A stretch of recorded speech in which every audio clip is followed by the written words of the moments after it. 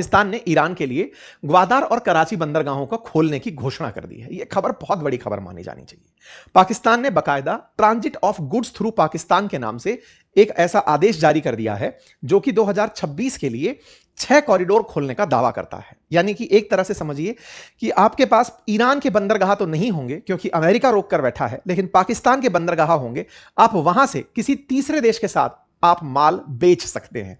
पाकिस्तान के साथ ईरान का बॉर्डर साझा होता है। एक तरफ पाकिस्तान के भारत है तो एक तरफ ईरान है। ऐसे में पाकिस्तान के बंदरगाह में ग्वादार और कराची ये इनके सबसे ज्यादा यूज किए जाने वाले बंदरगाह हैं। कराची तो इनका एक तरह का मुंबई पोर्ट जैसा है जहां से ये सबसे ज्यादा ट्रेड करते हैं। तो ये कराची बंदरगाह अब इन्होंने ईरान के लिए खोल दिया है कि ईरान वालों, आपके पास रास्ता नहीं है तो आइए हमारा रास्ता लीजिए। अब ये बड़ा सवाल बनता है कि अमेरिका ने ईरान के साथ बातचीत करने के लिए जिस पाकिस्तान को मध्यस्थ बनाया, क्या वो पाकिस्तान वाकई में, जो भारत कहता था दलाल कि सबसे कुछ कट लेता है, ऐसा कट लेते लेते क्या ईरान से भी कुछ ले लिया? बिल्कुल सही समझ रहे हैं। और इस बात को स्थापित करने में अमेरिका ने पूरी मेहनत की होगी। ऐसा मैं इसलिए कह रहा हूं, जब अमेरिका के सोच के विरुद्ध चला गया ये युद्ध, क्योंकि उन्होंने सोचा था कि जैसे हम मादुरो साहब को निकाल कर ले आए ऐसे ही यहां पर सत्ता परिवर्तन करके चले जाएंगे। अमेरिका और इजराइल का यह सोच गलत पड़ गया और वो ईरान में एक लंबे युद्ध में फंस गए। जब फंसे, अब फरवरी का शुरू हुआ युद्ध, जब मार्च में पहुंचा तो 1 महीना बीतने के करीब उनको यह एहसास हुआ अमेरिकियों को कि अब हमें बातचीत करने के लिए कोई आदमी चाहिए। हमने लीडरशिप तो खत्म कर दी है। वहां पर उदय होता है पाकिस्तान का। अमेरिका पाकिस्तान में विश्वास दिखाता है।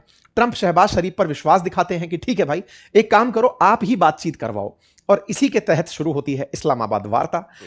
इन सब के बीच में इन सबसे बात करता हुआ पाकिस्तान अपने लिए एक रास्ता निकाल ले जाता है। आप सोचिए कि ईरान ने अभी कुछ दिन पहले जब पाकिस्तान की यात्रा की थी दोबारा दूसरी बार के लिए, तब अमेरिका की तरफ से रिप्रेजेंटेटिव आ रहे थे। लास्ट मोमेंट पर उनका आना कैंसिल हुआ। ट्रंप ने उन्हें रास्ते से रोक लिया कि मत जाओ। क्यों मत जाओ? क्योंकि ईरान वाले तुमसे मिलना नहीं चाहते। ईरान वाले अपनी शर्तों के साथ पाकिस्तान आए, अपनी बातें रखी। पाकिस्तान के साथ बातचीत में विदेश मंत्री कहकर गए कि हमें क्या चाहिए, अमेरिका को यह सब बात बता देना। इस बीच में ईरान का विश्वास पाकिस्तान में बना रहे, इसके लिए ईरान वालों ने पाकिस्तान को एक ऑफर टिका दिया कि सुनो, हमारा रास्ता बंद है, तुम्हारी जरूरत लगेगी, हमें तुम्हारा लैंड बॉर्डर यूज करते हुए ट्रांसपोर्ट करना है। भाई साहब, इस बात को पाकिस्तानियों ने अमेरिकियों के सामने रखा या नहीं रखा नहीं पता, लेकिन यह तय है कि ईरान का विश्वास प्राप्त करने के लिए पाकिस्तान एक कदम आगे निकल पड़ा।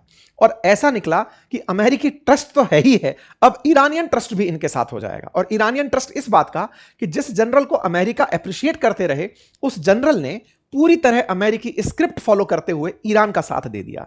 यह अमेरिका का पहले भी एक बड़ा डर था। पिछली बार जब कहा गया कि जेडी वेंस दूसरी बार क्यों नहीं आए, तो बोले आसिम मुनीर जो हैं वो ईरान के काफी ज्यादा पक्षधर हैं। बोले ऐसा ना हो कि यह आदमी सुपारी ले ले और अमेरिका के लिए एक बहुत बड़ा डेंट साबित हो। लेकिन इस पूरे डेंट को शायद अमेरिका अब इस तरह से देखे कि देखो, पाकिस्तान फिर से खेल खेल गया। और पाकिस्तान ने ऐसा खेल खेला ईरान के साथ कि अपने पुराने सारे पाप माफ करा लिए। बीच में कुछ दिन पिछले साल ईरान और पाकिस्तान के बीच में जमीन का डिस्प्यूट हुआ था, लैंड बॉर्डर डिस्प्यूट हुआ था, एक दूसरे पर मिसाइलें चल गई थी, ट्रस्ट डेफिसिट होने लगा था। ये सब पलटी मार दी। आज की हेडलाइन बनती है कि पाकिस्तान ने ट्रेड कॉरिडोर खोल दिए हैं ईरान के लिए और कहा है कि आप हमारे पोर्ट्स का इस्तेमाल करिए अपना माल दूसरे देशों को बेचने के लिए, और हम आपकी जगह का इस्तेमाल करेंगे सेंट्रल एशिया जाने के लिए। मतलब इस समय पर पाकिस्तान मोस्ट बेनिफिट में कंट्री निकलकर बाहर आता हुआ दिख रहा है। और उसने ईरान के साथ में जो डील की है, उस डील को मैं आपको समझा दूं तो वो डील इतनी है कि ईरान अब इस स्ट्रेट ऑफ हॉर्मुज पर शायद सामान के लिए निर्भर ना रहे। अब ऐसे समझिए, स्टेट ऑफ हॉर्मुज असल मायने में सबकी जरूरत है। तेल बेचना ईरान की मजबूरी है, उसके बिना अर्थव्यवस्था चले नहीं। $500 मिलियन का पर डे का उसका ट्रेड है ईरान का। अगर उस ट्रेड को उसको बरकरार रखना है तो यह रास्ता खुले होना जरूरी है। लेकिन इसके बावजूद भी दवाइयां हैं, केमिकल्स हैं, भोजन के लिए अनाज है, इन सब का भी तो आना जरूरी है। अमेरिका अगर ब्लॉकेड बनाकर बैठ गया तो यह तो ईरान पूरी तरह लैंडलॉक कंट्री बन गया, मतलब इसका किसी देश के साथ व्यापार ही नहीं हो सकता। ऐसे में व्यापार के लिए ईरान का साथ पाकिस्तान ने देकर यूएन के एक क्लॉज का फायदा उठा लिया। यूएन का क्लॉज कहता है कि चाहे दुनिया किसी देश को कितना ही प्रतिबंधित कर दे, लेकिन अगर वो लैंडलॉक कंट्री है तो आप उसकी मदद कर सकते हैं, आप पर कोई प्रतिबंध लागू नहीं होगा। पाकिस्तान ने जो खेल खेला कि साहब अगर आप इसको रास्ता नहीं देंगे, अमेरिकी अगर स्ट्रेट ऑफ हॉर्मुज से माल नहीं जाने देंगे तो हमें लैंड के थ्रू रास्ता इसको देना पड़ेगा। यह बिल्कुल वैसे ही है जैसे गाजा इजिप्ट से होकर के माल बेचता है क्योंकि इजराइल ने उसको पूरी तरह पानी में घेर रखा है। बिल्कुल वैसे ही अमेरिका ने ईरान को घेर दिया तो अब पाकिस्तान से होते हुए यह सामान बेचने की स्थिति में होंगे। और पाकिस्तान से बेचने के लिए चीन द्वारा बनाया हुआ गाद्वार पोर्ट यूज करेंगे और कराची बंदरगाह यूज करेंगे। पाकिस्तान का यह जो पूरा खेल खेला गया है, इसके पीछे का बड़ा तर्क यह है कि इसे इस तरह से रास्ता देकर ना केवल ईरान का भला बना जाएगा, आने वाले समय में ईरान से सस्ता तेल भी खरीदा जाएगा, क्योंकि चाइना ईरान से सस्ता तेल पहले से ही खरीदता आया है। आपको याद होगा कि पाकिस्तान के माध्यम से होते हुए जो चाइना पाकिस्तान इकोनॉमिक कॉरिडोर बना रखा है चीनी लोगों ने, जो कि भारत के पाकिस्तान ऑक्यूपाइड कश्मीर वाले क्षेत्र से होकर गुजरता है, और जब यह भारत के क्षेत्र से होकर गुजरता है, भारत इसी बात पर तो प्रतिक्रिया देता है। अब विचार करिए कि आने वाले समय में ईरान अपना पूरा की पूरा, यहां से 909 किलोमीटर के आसपास बॉर्डर पाकिस्तान से साझा होता है, ईरान से यहां से माल आएगा ग्वादार पोर्ट पर, और ग्वादार पोर्ट से होते हुए पाकिस्तान के थ्रू चाइना के शिनजियांग प्रोविंस में आसानी से माल चला जाएगा। इसका मतलब कहीं ना कहीं इस पूरी पटकथा का लेखक चाइना भी हो सकता है, जिसने पाकिस्तान को यह कहा हो कि अब तो तुम्हारे पास में सबसे बेस्ट ऑप्शन है, तुम्हारे ऊपर कोई प्रतिबंध नहीं लगेगा, और ना लगने का सबसे बड़ा कारण है क्योंकि तुम्हारे पास एक ऐसी स्थिति है जो यूएन के अंदर लिखी गई है कि आप एक लैंडलॉक कंट्री की मदद कर रहे हैं, उसको आप पूरी तरह से सुविधा दे सकते हैं। और तो और पाकिस्तान यहां पर एक खेल और खेला। असल में पाकिस्तान अफगानिस्तान से बॉर्डर साझा करता है। अफगानिस्तान पाकिस्तान के बीच इन दिनों रार चल रही है, दोनों एक दूसरे पर ट्रस्ट नहीं कर रहे। तालिबान अफगानिस्तान में बैठकर पाकिस्तान पर आए दिन गोले फेंकता है। इन दोनों के बीच ट्रेड पूरी तरह रुका हुआ है। अफगानिस्तान अपने आप में एक लैंडलॉक कंट्री है, उसको पाकिस्तान से बड़ा फायदा होता था कि तुम्हारा जगह यूज करके, पोर्ट यूज करके हम व्यापार करेंगे, लेकिन पाकिस्तान ने वो सब रोक दिया। लेकिन बदले में अफगानिस्तान ने इनका सेंट्रल एशिया जाना रोक दिया। सेंट्रल एशिया के ये जो 5 देश हैं, कजाकिस्तान, तुर्कमेनिस्तान, किर्गिस्तान, उज्बेकिस्तान, इन जगहों पर जाना रोक दिया। जब रोक दिया तो पाकिस्तान ने कहा कि हम अब ईरान की मदद लेकर के सेंट्रल एशिया चले जाएंगे। तो एक साथ दो काम हुए। पहला, ईरान का माल आसानी से चाइना पहुंचेगा और पाकिस्तान का माल सेंट्रल एशिया पहुंचेगा। हर तरह से विन विन सिचुएशन। ये विन विन सिचुएशन करने में पाकिस्तान कामयाब हो गया है। ये transit of goods through Pakistan के नाम से एक आदेश है जो कि पाकिस्तान और ईरान के बीच में तफ्तान बॉर्डर, गब्द बॉर्डर और मंडपिशिन बॉर्डर से होकर के गुजरेगी। साथियों, यहां पर आपको मैं मैप पर इसे दिखा दूं कि ये ग्वादार पोर्ट पाकिस्तान के अंदर, कराची पोर्ट, और इन दोनों को ईरान के गब्द पोर्ट से होकर के और तफ्तान वाली जो जगह है यहां से होकर के सामान पहुंचाया जाएगा। कुल 6 रास्ते, ग्वादार गब्द के बीच में, कराची पोर्ट और लियारी होते हुए, जो अपना दुरंदर वाली है वहां से गब्द होते हुए, कराची से होकर तफ्तान, ग्वादार से होते हुए तफ्तान, ग्वादार से होते हुए तफ्तान, और कराची से होते हुए गब्द। इन सब जगहों का रास्ता अब ग्वादार और कराची होकर निकलेगा। कुल मिलाकर के 2 बड़े सी पोर्ट अब पाकिस्तान ने ईरान के लिए खोल दिए हैं।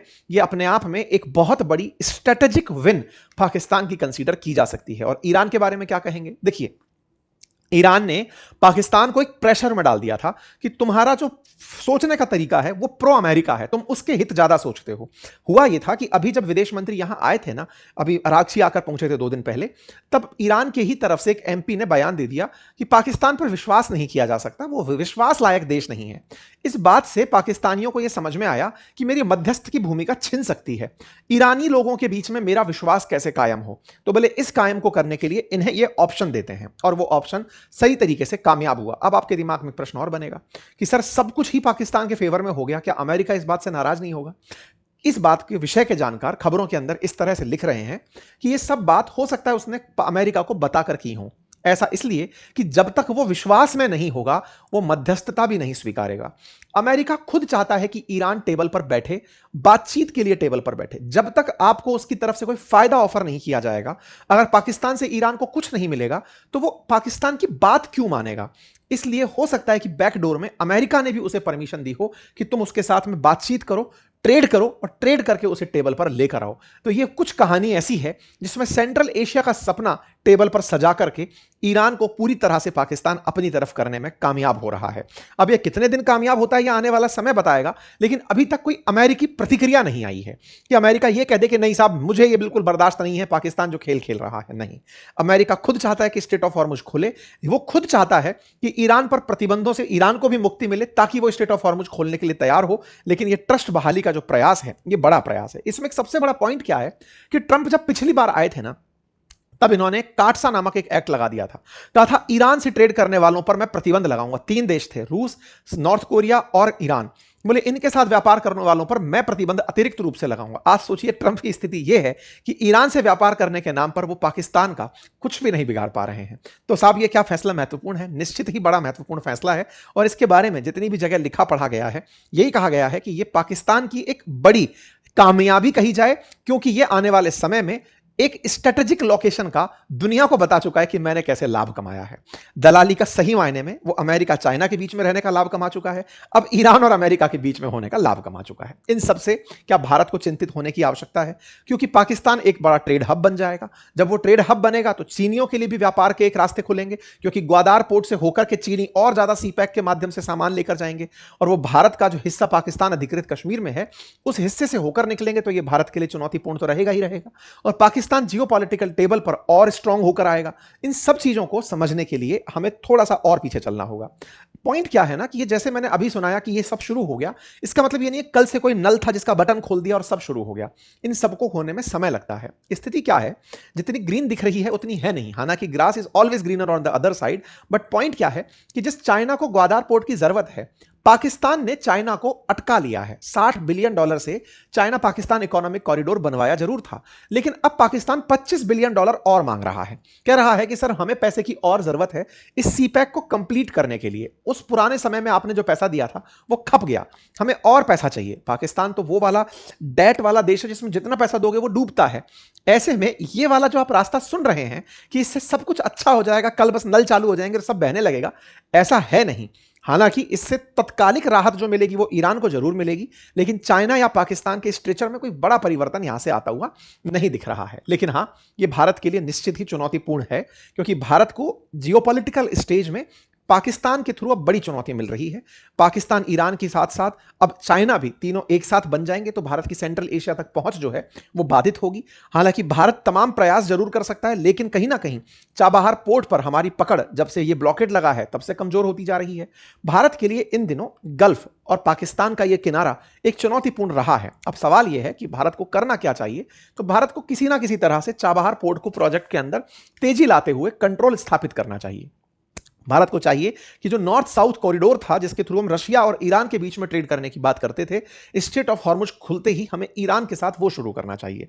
ईरान के साथ जो हमारे आर्थिक रिश्ते हैं उसे हमें और मजबूती के साथ लेकर आना चाहिए। पश्चिम एशिया में जिस तरह से पाकिस्तान ने इस समय खेल खेला, भारत को चाहिए कि अपनी स्थिति को स्पष्ट तरीके से रखते हुए दोनों पार्टीज के साथ रहते हुए आगे बढ़ने का प्रयास करना चाहिए। बाकी आप लोग इसे कैसे देखते हैं जरूर बताइएगा। लेकिन जब इस प्रकार के डायलेमा वाले सेशंस होते हों, चर्चाएं होते हों, तो निश्चित ही आपको एक डिप्लोमेटिक डेस्क की जरूरत पड़ती है जो आपको यह बता सके कि क्या पर्सपेक्टिव भारत के लिए अच्छा होगा। इसी क्रोनोलॉजी में मैं अपना एक नया सीजन शुरू करने जा रहा हूं जिसका नाम डिप्लोमेटिक डेस्क है, जिसके अंदर हम बहुत सारे ऐसे लोगों को आपके सामने लेकर आएंगे जिनके विचार देश की नीति निर्माण में बहुत काम के रहे हैं। तो आपकी तरफ से इसके लिए खूब सारा हमें शुभकामनाएं और प्यार आशीर्वाद स्वरूप मिले तो हम इस ताकत के साथ आगे बढ़ेंगे। फिलहाल के लिए इतना ही। चैनल पर नए हैं तो सब्सक्राइब कर लीजिए। बहुत बहुत धन्यवाद।